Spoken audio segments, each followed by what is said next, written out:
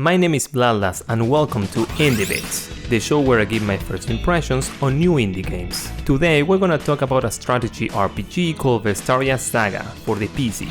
The story surrounds a lot of international conflict that sparks a war. The kingdom where the main character Said lives is in the brink of an invasion, forcing him and his band of knights to flee the attack in an effort to ensure the safety of the Princess Athol and her lineage. The gameplay is divided into two main formats. The first one is a story format where information and character interaction is shown. This takes place mainly before and after combat and it can last a while, but it can work as a good break between the action. The second format is combat, which as you can see is a classic strategy RPG. Every character is on a set grid and when your turn arrives you can choose how to move your units, who to attack and what items to use. After every unit moves, you end your turn and the one of the enemy begins. There are a lot of different classes such as knights, cavalry, archers and healers, and each class has their own unique abilities. Not only that, but there is also unique unit skills that apply only to a specific character. These units can also be buffed by equipping new items or by gaining experience and leveling up.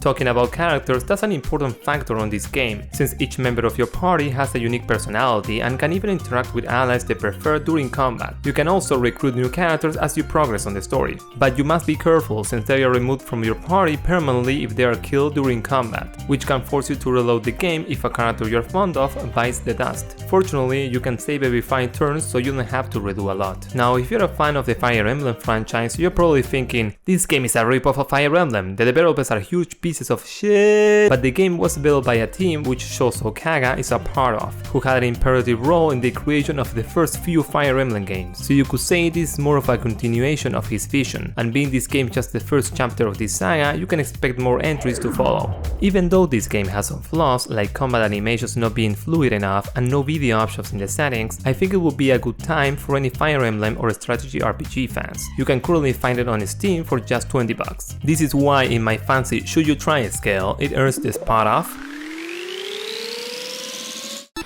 worth a shot.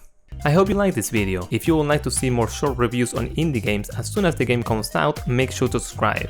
Have a nice day!